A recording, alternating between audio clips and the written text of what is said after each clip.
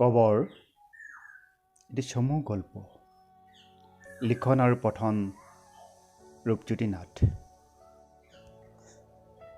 পুৱাতে বাপুকণ দাইটি আহি মোক বিচনাতে ধৰি সুধিলেহি, বোলে সৰুপোনা, তই চহৰত থাকি 2 শ্ৰেণী পঢ়া শুনা কৰা ল'ৰা, তইহে জানিবি পৃথিৱীত বোলে মহামাৰী হৈছে, এই কিবা বোলে কেৰোনা নে কপিডা, ঢেৰ মানুহ মৰিছে বোলে, আগৰ দিনৰ জহনী বেমাৰতকৈও বোলে বেছি।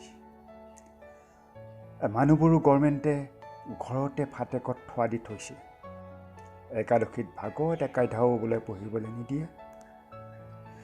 টিভিত বোলে কথাবোৰ দেখুৱাইছে, মই আকৌ ভালদৰে চকুৰে সেইবোৰ নমনো নহয়, জলমল দেখোঁ। কথাটো সঁচানে?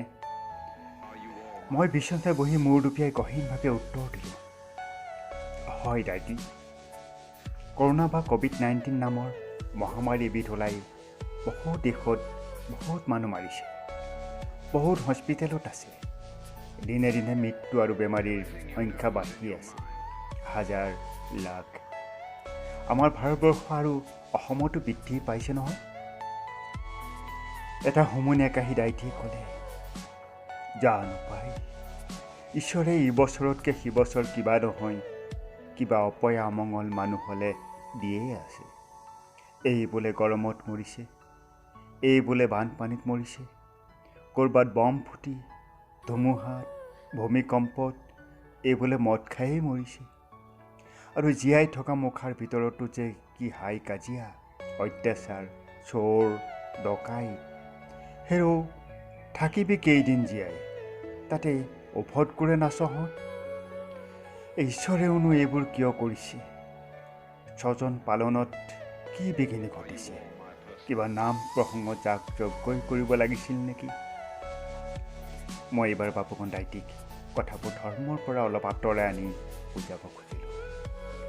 এই দাইটি, তুমি নাজানা নেকি, জীৱৰ স্বজন পালন আৰু সংসাৰৰ দায়িত্ব ব্ৰহ্মা বিষ্ণু ৰুদ্ৰৰ পৰা মানুহৰ হাতলৈ আহিল বুলি?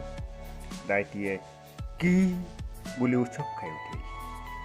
মই ক'লোঁ, আচলতে তেওঁলোকে নিজেই দায়িত্ব এৰি ব্ৰহ্মাই ব্ৰহ্মলোকলৈ, বিষ্ণুৱে বৈকুণ্ঠলৈ আৰু শিৱই কৈলাশলৈ গুচি গৈছে। কিয় জানা? দিনকাল বদলি হ'ল। বৰ্মাৰ আগৰ ফৰ্মাত বনোৱা জীৱবোৰ আজিকালি সময়ৰ লগত নিমিলা হ'ল। মানুহে নতুন নতুন ৰূপ আৰু নতুন জীৱ বিচাৰিলে। বিষ্ণুৱেও বৰ্তমান যুগৰ বিভিন্ন মানুহৰ বিভিন্ন ৰুচিমতে থকা, খোৱা, স্বাস্থ্যৰ ব্যৱস্থা কৰিব নোৱাৰা হ'ল। তাতে মানুহৰ সংখ্যা ইমান বাঢ়িছে, ৰুদ্ৰৰ ওপৰতো যি দুষ্টক দমনৰ দায়িত্ব আছিল, সেয়াও পালন কৰিব নোৱাৰা হ'ল। আজিৰ মানুহৰ হাতত বন্দুক বাৰুদ বম ক্ষেপণাস্ত্ৰ থকাৰ পিছত তেখেতৰ গধুৰ ত্ৰিশূল পাতে কাক চম্ভালিব? তাৰোপৰি সংহাৰৰ কাম মানুহে নিজে কৰিবলৈ আৰম্ভ কৰিছে। আচলতে জীৱৰ শ্ৰেষ্ঠ কৰি সৃষ্টি কৰা মানুহে আজি সৃষ্টিকৰ্তা ঈশ্বৰকেই নমনা হ'ল।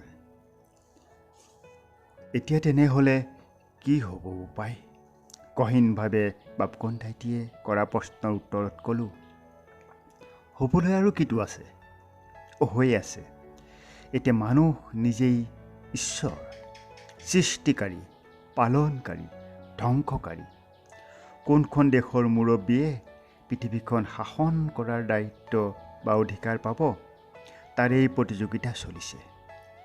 মানুহে বিশ্বকৰ্মাকো চেৰ পেলাই ইখন দেশে যুদ্ধৰ জাহাজ, সিখনে বন্দুক বম, কোনোবাখনে পাৰমাণৱিক অস্ত্ৰ, কোনোবাখনে জৈৱিক বম সাজিছে, যাতে ইখন দেশে সিখন দেশক হৰুৱাই মানে ধ্বংস কৰি গৈ নিজেই ঈশ্বৰ হ'বগৈ পাৰে।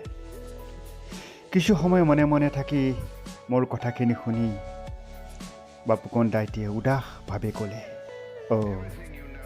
তাৰমানে যদুবংশৰ ধ্বংস। এইবাৰ মই থমকি ৰ'লোঁ। শিক্ষা দীক্ষা নথকা অজা গাঁৱলীয়া হৈও বাপুকণ দাইটিয়ে বুজি পাইছে যে মানুহৰ শ্ৰেষ্ঠত্বৰ বাবে হোৱা ক্ষমতাৰ যুঁজত এদিন মানৱকুল ধ্বংস হ'ব। তেনেস্থলত পৃথিৱীৰ গুণী জ্ঞানী নেতা মহানেতাসকলে বুজি নোপোৱাটো জীৱশ্ৰেষ্ঠ সভ্য মানুহৰ বাবে চৰম দুৰ্ভাগ্যৰ কথা। কথাখিনি ভাবি ভাবি কিছু সময়ৰ পিছত মই মূৰ তুলি চাই দেখোঁ বাপুকণ দাইটি নাই। খিৰিকীখন খুলি বাহিৰলৈ চাই দেখিলোঁ তলমূৰ কৰি গধুৰ মন এটা লৈ তেখেত উভতি গৈছেগৈ। মোৰ নিজকে বৰ অপৰাধী যেন লাগিল। আমাৰ দৰে শিক্ষিত আৰু এচাম ব্যগ্য, এচাম ক্ষমতালোভী মানুহৰ আক্ৰোশ আৰু অবিবেচক কাৰ্যই এনেধৰণৰ সহজ সৰল মানুহবোৰকো ধ্বংসৰ মুখলৈ ঠেলি দিয়া নাইনে? মানুহে মানুহকে বিশ্বাসঘাতকতা কৰি নিজে খন্দা নাইনে নিজৰ কবৰ? ধন্যবাদ।